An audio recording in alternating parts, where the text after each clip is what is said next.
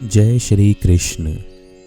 आज हम श्रीमद् भगवत महापुराण के दशम स्कंद के 8वें अध्याय में वर्णित श्याम सुंदर की कुछ बाल लीलाएं देखेंगे। ये बाल लीलाएं बहुत ही मनमोहक हैं। जब श्याम सुंदर घुटनों का सहारा लिए बिना चलने लगे तब वे अपने घर में अनेकों प्रकार की कौतुकमयी लीला करने लगे। एक दिन सांवरे सलोने व्रज राजकुमार श्री कन्हैया लाल जी अपने सूने घर में स्वयं ही माखन चुरा रहे थे।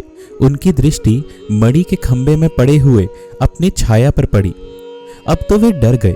अपने प्रतिबिंब से बोले, अरे भैया, मेरी मैया से कहियो मत, तेरा भाग भी मेरे बराबर ही मुझे स्वीकार है।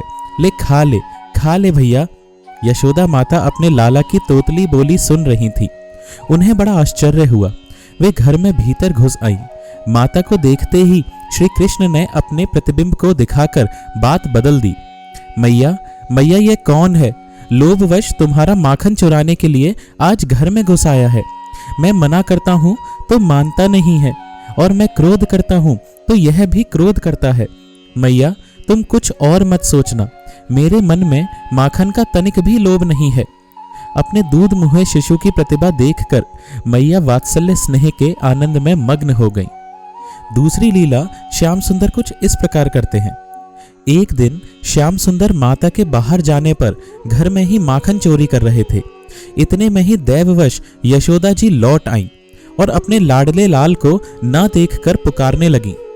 कन्हैया, कन्हैया, अरे ओ मेरे बाप, कहाँ है? क्या कर रहा है? माता की यह बात सुनते ही माखन चोर श्री कृष्ण डर गए और माखन चोरी से अलग हो गए। फिर थोड़ी देर चुप रहकर यशोदा जी से बोले, मैया री मैया, यह जो तुमने मेरे कंकण में पद्मराग जड़ा दिया है, इसकी लपट से मेरा हाथ जल रहा था। इसी से मैंने इसे माखन के मटके में डालकर बुझाया था। माता यह मधुर मधुर कन्हैया की तोतली बोली सुनकर मुग्ध हो गईं और आओ बेटा, ऐसा कहकर लाला को गोद में उठा लिया और प्यार से चूमने लगी। तीसरी लीला भगवान कुछ इस प्रकार करते हैं। एक दिन माता ने माखन चोरी करने पर श्याम सुंदर को धमकाया, डांटा फटकारा। बस दोनों नेत्रों से आंसुओं की झड़ी लग गई। कर कमल से आंखें मलने लगे, ऊ करके रोने लगे। गला रुंध गया, मुंह से बोला नहीं जाता था। बस माता यशोदा का धैर्य टूट गया। अपने आंचल से अपने लाला कन्हैया का मुंह पोंछा और बड़े प्यार से गले लगाकर बोली, लाला, यह सब तुम्हारा ही है, यह चोरी नहीं है। अगली लीला कुछ इस प्रकार है। एक दिन की बात है, पूर्ण चंद्रमा की चांदनी से मणि में आंगन धुल गया था। यशोदा मैया के साथ गोपियों की गोष्ठी जुड़ रही थी। वहीं खेलते खेलते कृष्णचंद्र की दृष्टि चंद्रमा पर पड़ी। उन्होंने पीछे से आकर यशोदा मैया का घूंघट उतार लिया और अपने कोमल करों से उनकी चोटी खोलकर खींचने लगे और बार बार पीठ थपथपाने लगे। मैं लूंगा, तोतली बोली से इतना ही कहते। जब मैया की समझ में बात नहीं आई तब उसने स्नेहार्द दृष्टि से पास बैठी ग्वालिनी की ओर देखा। अब वे विनय से प्यार से फुसलाकर श्री कृष्ण को अपने पास ले आई और बोली, लालन, तुम क्या चाहते हो? दूध? श्री कृष्ण ने कहा, ना। क्या बढ़िया दही? ना। क्या खुरचन? ना। मलाई? ना। ताजा माखन? ना। ग्वालिनों ने कहा, बेटा, रूठो मत, रो मत, जो मांगोगे सो देंगी। श्री कृष्ण ने धीरे से कहा, घर की वस्तु नहीं चाहिए, और उंगली उठाकर चंद्रमा की ओर संकेत कर दिया। गोपियां बोली, ओ मेरे बाप, यह कोई माखन का लौंदा थोड़ा ही है। हाय हाय, हम यह कैसे देंगी? यह तो प्यारा प्यारा हंस आकाश के सरोवर में तैर रहा है। श्री कृष्ण ने कहा, मैं भी तो खेलने के लिए इस हंस को ही मांग रहा हूँ। शीघ्रता करो, पार जाने के पूर्व ही मुझे ला दो। अब और भी मचल गए। धरती पर पांव पीट पीट कर और हाथों से गला पकड़ पकड़ कर दो कहने लगे और पहले से भी अधिक रोने लगे। दूसरी गोपियों ने कहा, बेटा, राम राम, इन्होंने तुमको बहला दिया है। यह राजहंस नहीं है, यह तो आकाश में ही रहने वाला चंद्रमा है। श्री कृष्ण हट कर बैठे। मुझे तो यही दो, मेरे मन में इसके साथ खेलने की बड़ी लालसा है। अभी दो। जब बहुत रोने लगे तब यशोदा माता ने गोद में उठा लिया और प्यार करके बोली, मेरे प्राण, ना यह राजहंस है और ना तो चंद्रमा, है ये माखन ही, परंतु तुमको देने योग्य नहीं है। देखो इसमें वह काला काला विष लगा हुआ है, इससे बढ़िया होने पर भी इसे कोई नहीं खाता है। श्री कृष्ण ने कहा, मैया मैया इसमें विष कैसे लग गया? बात बदल गई। मैया ने गोद में लेकर मधुर मधुर स्वर से कथा सुनाना प्रारंभ किया। माँ बेटे में प्रश्नोत्तर होने लगे। यशोदा मैया ने कहा, लाला एक क्षीर सागर है। श्री कृष्ण, मैया वह कैसा है? बेटा यह जो तुम दूध देख रहे हो इसी का एक समुद्र है। मैया कितनी गायों ने दूध दिया होगा जब समुद्र बना होगा? यशोदा बोली, कन्हैया वह गाय का दूध नहीं है। श्री कृष्ण बोले, अरे मैया तू मुझे बहला रही है, भला बिना गाय के दूध कैसे? यशोदा ने कहा, वत्स जिसने गायों में दूध बनाया है वह गाय के बिना भी दूध बना सकता है। श्री कृष्ण ने कहा, मैया वह कौन है? यशोदा, वह भगवान है, परंतु अग उनके पास कोई नहीं जा सकता, अथवा ग कार रहित हैं। श्री कृष्ण ने कहा, अच्छा ठीक है, आगे कहो। यशोदा ने कहा, एक बार देवता और दैत्यों में लड़ाई हुई। असुरों को मोहित करने के लिए भगवान ने क्षीर सागर को मथा। मंदराचल पर्वत की रई बनी, वासुकी नाग की रस्सी बनी। एक ओर देवता लगे, दूसरी ओर दानव। श्री कृष्ण ने कहा, जैसे गोपियां दही मथती हैं ऐसा क्या मैया? यशोदा, हाँ बेटा, उसी से कालकूट नाम का विष पैदा हुआ। श्री कृष्ण ने कहा, मैया विष तो सांपों में होता है, दूध में कैसे निकला? यशोदा, बेटा जब शंकर भगवान ने वही विष पी लिया तब उसकी जो फुइया धरती पर गिर पड़ी उन्हें पीकर सांप विषधर हो गए। सो बेटा भगवान की ही ऐसी कोई लीला है जिसमें दूध में से विष निकला। श्री कृष्ण ने कहा, अच्छा मैया यह तो ठीक है। यशोदा, बेटा चंद्रमा की ओर दिखाकर यह मक्खन भी उसी से निकला है, इसलिए थोड़ा सा विष इसमें भी लग गया है। देखो देखो इसी को लोग कलंक कहते हैं। सो मेरे प्राण तुम घर का ही मक्खन खाओ। कथा सुनते सुनते श्याम सुंदर की आंखों में नींद आ गई और मैया ने उन्हें पलंग पर सुला दिया। भगवान की लीला पर विचार करते समय यह बात स्मरण रखनी चाहिए कि भगवान का लीला धाम, भगवान के लीला पात्र, भगवान का लीला शरीर और उनकी लीला प्राकृत नहीं होती। भगवान में देह देही का भेद नहीं है। महाभारत में आया है, परमात्मा का शरीर भूत समुदाय से बना हुआ नहीं होता। जो मनुष्य श्री कृष्ण परमात्मा के शरीर को भौतिक जानता मानता है उसका समस्त श्रौत समार्थ कर्मों से बहिष्कार कर देना चाहिए, अर्थात उसका किसी भी शास्त्रीय कर्म में अधिकार नहीं है। यहाँ तक कि उसका मुंह देखने पर भी वस्त्र सहित स्नान करना चाहिए। श्रीमद् भागवत में ही ब्रह्मा जी ने भगवान श्री कृष्ण की स्तुति करते हुए कहा है, आपने मुझ पर कृपा करने के लिए ही यह स्वेच्छमय सच्चिदानंद स्वरूप प्रकट किया है। यह पांच भौतिक कदापि नहीं है। इससे यह स्पष्ट है कि भगवान का सभी कुछ अप्राकृत होता है। इसी प्रकार यह माखन चोरी की लीला भी अप्राकृत दिव्य ही है।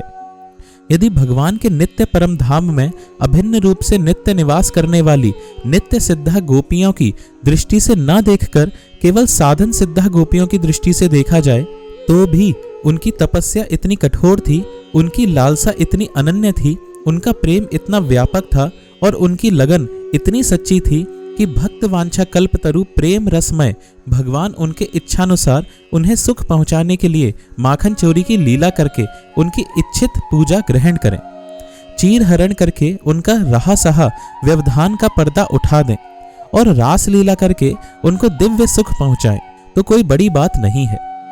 भगवान की नित्य सिद्धा चिदानंदमयी गोपियों के अतिरिक्त बहुत सी ऐसी गोपियां और थीं जो अपनी महान साधना के फल स्वरूप भगवान की मुक्तजन वांछित सेवा करने के लिए गोपियों के रूप में अवतीर्ण हुई थीं। उनमें से कुछ पूर्व जन्म की देवाकनाएं थीं, कुछ श्रुतियां थीं, कुछ तपस्वी ऋषि थे और कुछ अन्य भक्तजन। इनकी कथाएं विभिन्न पुराणों में मिलती हैं। श्रुति रूपा गोपियां जो नेति नेति के द्वारा निरंतर परमात्मा का वर्णन करते रहने पर भी उन्हें साक्षात रूप से प्राप्त नहीं कर सकती, गोपियों के साथ भगवान के दिव्य रसमय विहार की बात जानकर गोपियों की उपासना करती हैं और अंत में स्वयं गोपी रूप में परिणत होकर भगवान श्री कृष्ण को साक्षात अपने प्रियतम रूप से प्राप्त करती हैं। इनमें मुख्य श्रुतियों के नाम हैं उद्गीता, सुगीता, कलगीता, कलकंठिका और विपंची आदि। भगवान के श्री रामावतार में उन्हें देखकर मुग्ध होने वाले, अपने आप को उनके स्वरूप सौंदर्य पर न्यौछावर कर देने वाले सिद्ध ऋषिगण, जिनकी प्रार्थना से प्रसन्न होकर भगवान ने उन्हें गोपी होकर प्राप्त करने का वर दिया था, व्रज में गोपी रूप से अवतीर्ण हुए थे। इसके अतिरिक्त मिथिला की गोपी, कौशल की गोपी, अयोध्या की गोपी, पुलिंद गोपी, रमा वैकुंठ, श्वेत द्वीप आदि की गोपियां और जालंधरी गोपी आदि गोपियों के अनेकों यूथ थे, जिनको बड़ी तपस्या करके भगवान से वरदान पाकर गोपी रूप में अवतीर्ण होने का सौभाग्य प्राप्त हुआ था। पद्म पुराण के पाताल खंड में बहुत से ऐसे ऋषियों का वर्णन है, जिन्होंने बड़ी कठिन तपस्या आदि करके अनेकों कल्पों के बाद गोपी स्वरूप को प्राप्त किया था। उनमें से कुछ के नाम निम्नलिखित हैं। एक उग्रतपा नाम के ऋषि थे। वे अग्निहोत्री और बड़े दृढ़व्रती थे। उनकी तपस्या अद्भुत थी। उन्होंने पंचदशाक्षर मंत्र का जाप और रसोन्मत्त नवकिशोर श्याम सुंदर श्री कृष्ण का ध्यान किया था। 100 कल्पों के बाद वे सुनंद नामक गोप की कन्या सुनंदा हुए। एक सत्यतपा नाम के मुनि थे। वे सूखे पत्तों पर रहकर दशाक्षर मंत्र का जाप और श्री राधा जी के दोनों हाथ पकड़कर नाचते हुए श्री कृष्ण का ध्यान करते थे। 10 कल्प के बाद वे सुभद्र नामक गोप की कन्या सुभद्रा हुए। तीसरा, हरिधामा नाम के एक ऋषि थे। वे निराहार रहकर क्लीं काम बीज से युक्त वंशिक्षरी मंत्र का जाप करते थे और माधवी मंड में कोमल कोमल पत्तों की शैया पर लेटे हुए युगल सरकार का ध्यान करते थे।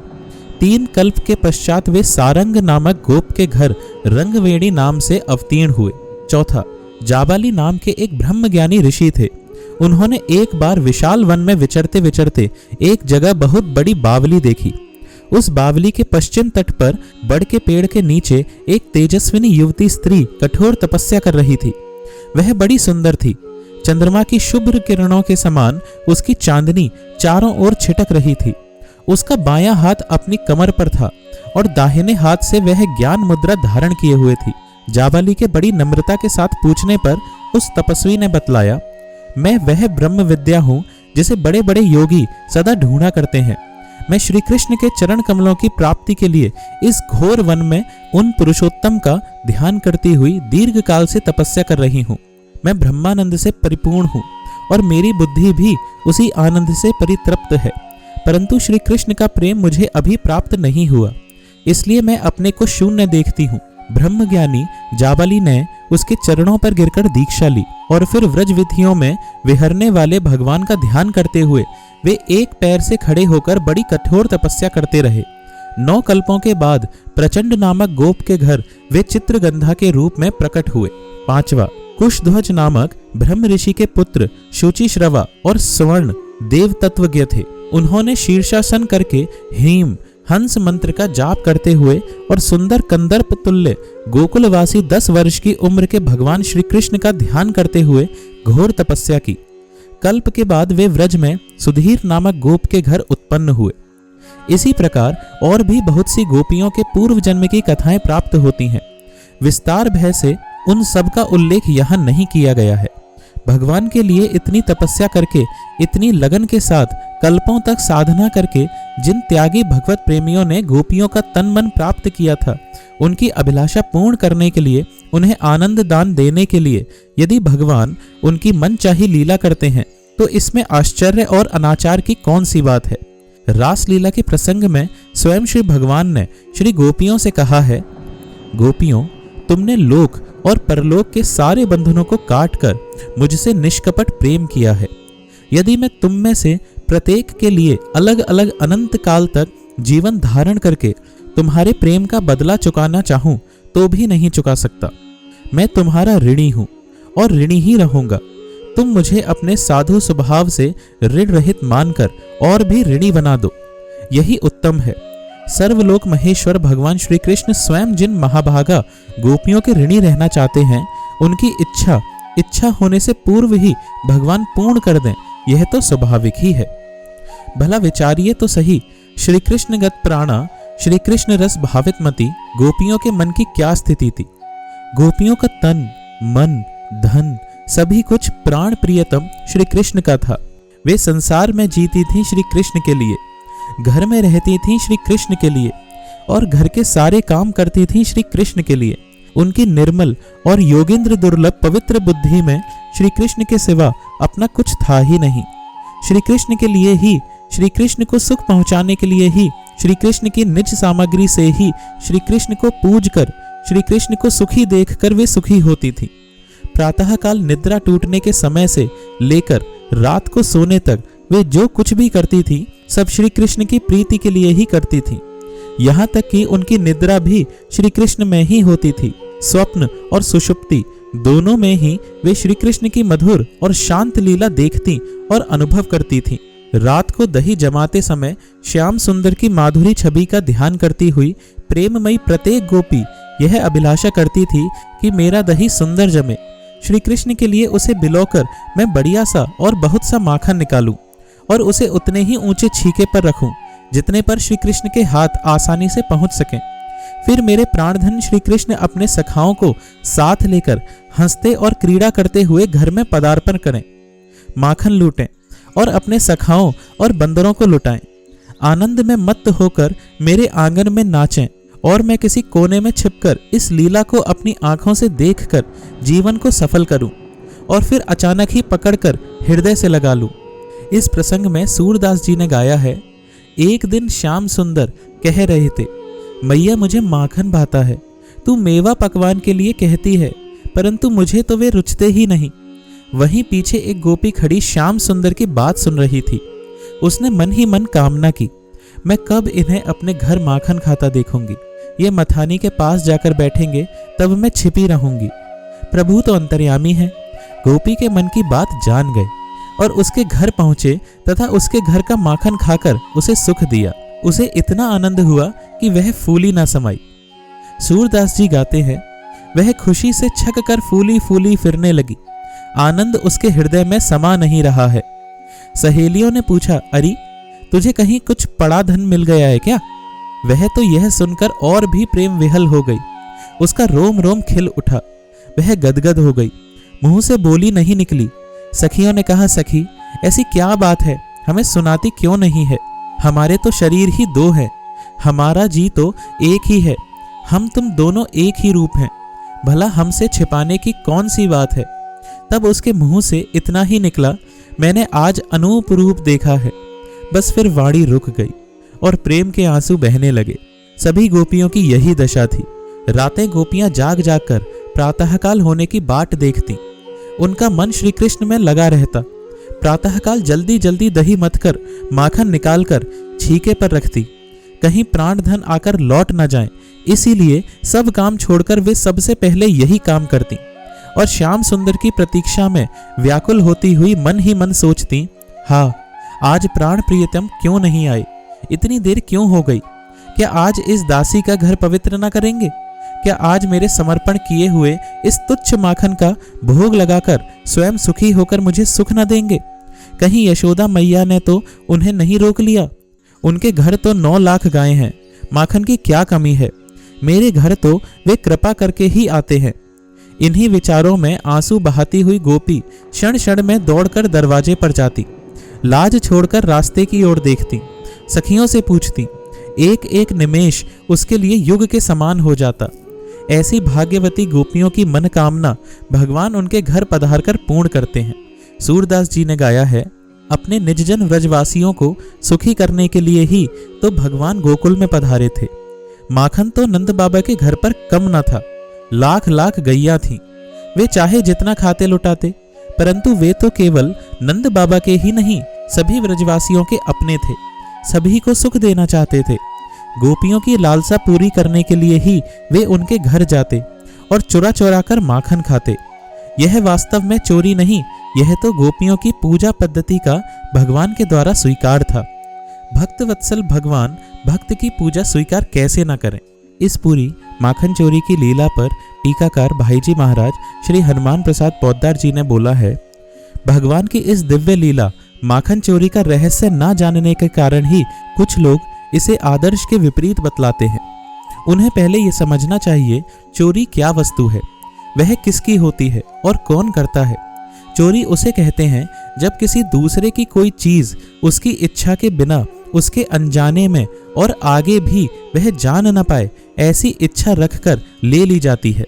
भगवान श्री कृष्ण गोपियों के घर से माखन लेते थे, उनकी इच्छा से, गोपियों के अनजान में नहीं, उनकी जानने में, उनके देखते देखते, और आगे जनाने की कोई बात ही नहीं, उनके सामने ही दौड़ते हुए निकल जाते थे।